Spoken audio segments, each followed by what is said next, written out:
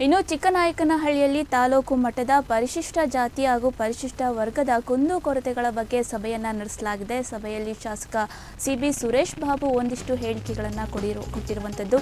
ಪರಿಶಿಷ್ಟ ಜಾತಿ ಹಾಗೂ ಪರಿಶಿಷ್ಟ ವರ್ಗದ ಸಮುದಾಯಗಳು ಎದುರಿಸ್ತಾ ಇರುವಂತಹ ವಿವಿಧ ಸಮಸ್ಯೆಗಳು, ಸರ್ಕಾರಿ ಯೋಜನೆಗಳ ಅನುಷ್ಠಾನ ಹಾಗೂ ಮೂಲಭೂತ ಸೌಲಭ್ಯಗಳ ಕುರಿತು ಸಭೆಯಲ್ಲಿ ಚರ್ಚೆಯನ್ನು ಮಾಡಲಾಗಿದೆ. ಸಾರ್ವಜನಿಕರಿಂದ ಬಂದಂತಹ ಕುಂದುಕೊರತೆಗಳನ್ನು ಆಲಿಸಿದಂತಹ ಅಧಿಕಾರಿಗಳು ಸಮಸ್ಯೆಗಳ ಪರಿಹಾರಕ್ಕೆ ಅಗತ್ಯ ಕ್ರಮ ಕೈಗೊಳ್ಳುವುದಾಗಿ ಈ ಸಂದರ್ಭದಲ್ಲಿ ಭರವಸೆಯನ್ನ ನೀಡಿದ್ದಾರೆ.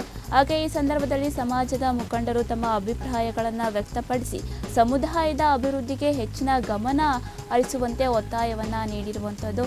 ಇನ್ನು ಸಭೆಯಲ್ಲಿ ಶಾಸಕ ಸಿಬಿ ಸುರೇಶ್ ಬಾಬು, ವಿಧಾನ ಪರಿಷತ್ ಸದಸ್ಯ ರಮೇಶ್ ಬಾಬು, ತಹಶೀಲ್ದಾರ್ ಮಮತಾ ಸೇರಿದಂತೆ ಸಮಾಜದ ಮುಖಂಡರು ಭಾಗವಹಿಸಿರುವಂಥದ್ದು. ಈ ಬಗ್ಗೆ ಶಾಸಕರಾದಂತಹ ಸಿಬಿ ಸುರೇಶ್ ಬಾಬು ಮಾತನಾಡಿದ್ದಾರೆ. ನೋಡೋಣ. ಈ ಸತಿ ಬರೋಣ ಅನ್ಸುತ್ತೆ. ಈಗ 16ನೇ ಹಣಕಾಸು ಬಂದಾಗ ಅದನ್ನು ಇಟ್ಟಿದ್ದಾರೆ ಏನೋ ನೋಡ್ಬಿಟ್ಟು ಆಮೇಲೆ ತಕ್ಷಣ ಅದಕ್ಕೆ ಮಾಡೋದಾಯ್ತು. ಅಲ್ಲ, ಅನುದಾನ 15 ಫೈನಾನ್ಸ್ ಬಂದಿಲ್ಲ ಸರ್ ಲಾಸ್ಟ್ ಇಯರ್. ಅದರಲ್ಲಿ ಇಡಕ್ಕೆ ಅನುದಾನನೇ ಸಿಕ್ಕಿಲ್ಲ.